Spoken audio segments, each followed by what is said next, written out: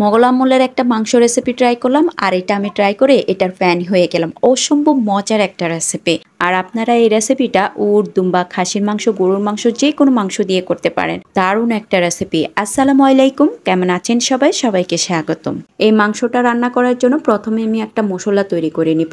এখানে আমি চুলায় একটা ফ্রাই প্যান বসিয়ে দিয়েছি, আর এখানে আমি দিয়েছি 1 টেবিল চামচ গোটা জিরা, 1 চা চামচ গোটা গোলমরিচ, তারপরে 1 চা চামচ সরিষা, আধা চা চামচ লবঙ্গ, আর অল্প একটু জয়ত্রী। আর এখানে আমি নিয়েছি একটা জয়ফল। জয়ফলটাকে ভেঙে 5 ভাগের 1 ভাগ নিয়েছি। তারপর এগুলাকে হালকা করে টেলে আমি এখানে একটা ব্লেন্ডারে জারে নিয়ে নিব। তো হালকা একটু ঠান্ডা হয়ে যাওয়ার পরে আমি এগুলাকে ব্লেন্ডার করে গুঁড়ো করে নিব।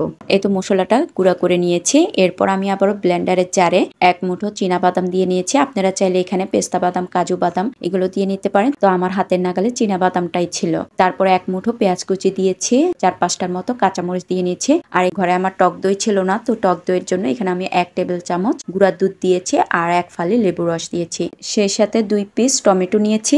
এরপর 10-12টার মতো কিশমিশ দিয়ে এগুলাকে ভালো করে ব্লেন্ডার করে একটা পেস্ট তৈরি করে নিব। তো এই তো এখানে আমি একটা বলে খাসির মাংস নিয়েছি। খাসির মাংসগুলাকে ভালো করে ধুয়ে পানি ঝরিয়ে নিয়েছি। এখানে আমার 1 কেজির মতো মাংস আছে। তারপর এখানে আমি যে বাদাম, পেঁয়াজ, টমেটো, কাঁচামরিচের যে পেস্টটা, ওই পেস্টটা আমি এখানে দিয়ে দিয়েছি। আর দিয়েছি 1 টেবিল চামচ রসুন বাটা, 1.5 টেবিল চামচ আদা বাটা, আর গুঁড়া করা যে মশলাটা ওইটাও দিয়ে দিয়েছি সম্পূর্ণটা। সেই সাথে 1 চা চামচ ধনে গুঁড়া আর স্বাদ মতো লবণ। এবার সবকিছু হাত দিয়ে ভালো করে মেখে নেব। মেখে নিয়ে 1 ঘন্টার জন্য রেস্টে রেখে দিব। আর আপনারা চাইলে এই রেসিপিটা গরুর মাংস দিয়ে করে নিতে পারেন। তো এটা অরিজিনাল রেসিপিটা খাসির মাংস দিয়ে করা হয়েছে, তাই এটার নাম মাটন মুমতাজ। তারপরে 1 ঘন্টার মতো রেস্টে রাখার পর চুলায় আমি এখানে একটা কড়াই বসিয়ে দিয়েছি মাংসটা রান্না করার জন্য। তো প্রথমে এখানে আমি সয়াবিন তেল দিয়ে দিয়েছি পরিমাণ মতো। তারপরে 1 চা চামচ ঘি দিয়ে দিয়েছি।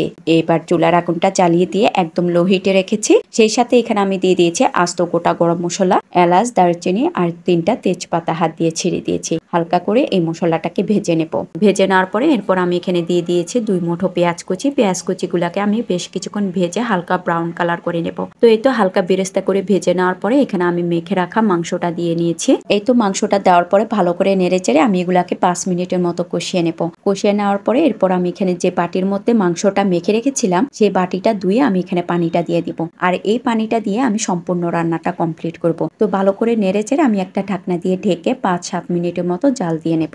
আর এই পর্যায়ে চুলার আগুনটা মিডিয়াম আঁচে আছে।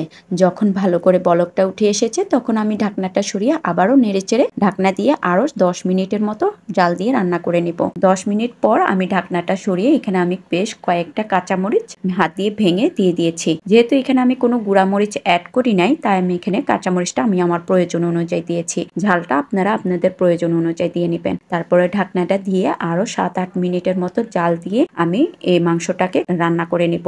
এই পর্যায়ে চুলার আগুনটা মিডিয়াম টু লো হিটের মাঝামাঝি দিয়ে আছে। আর এর মাঝে যদি মাংসের ঝোলটা শুকিয়ে যায়, মাংস না সিদ্ধ হয়, তাহলে আপনারা আরেকটু গরম পানি অ্যাড করে এই মাংসটা রান্না করে নেবেন। তো এই তো এখানে আমার মাংসটা সিদ্ধ হয়ে গেছে। এখানে আমি 1 চা চামচ ভাজা জিরার গুঁড়া দিয়েছি আর ধনে পাতা কুচি দিয়েছি। তারপর আলতো হাতে নেড়ে চেড়ে একটা ঢাকনা দিয়ে ঢেকে চুলার আগুনটা অফ করে দেব। ব্যাস হয়ে গিয়েছে। আর এই রেসিপিটা দিয়ে রুটি, পরোটা, পোলাও, সাদা ভাত, খিচুড়ি সবকিছুর সাথে কিন্তু ভীষণ মজার লাগবে। তো এরপর এখানে আমি পোলাওর সাথে এই মাংসটা সার্ভ করে নেব। এই মাংসটা এতটা জুসি হয়েছে আর এতটা মজার হয়েছে, যখন আপনারা বাসায় ট্রাই করবেন তখনই বুঝতে পারবেন। তো আজকের আমার এই রেসিপিটা আপনাদের কাছে কেমন লেগেছে কমেন্টসে জানাবেন। আজ এ পর্যন্ত। সবাই ভালো থাকবেন, সুস্থ থাকবেন। আল্লাহ হাফেজ।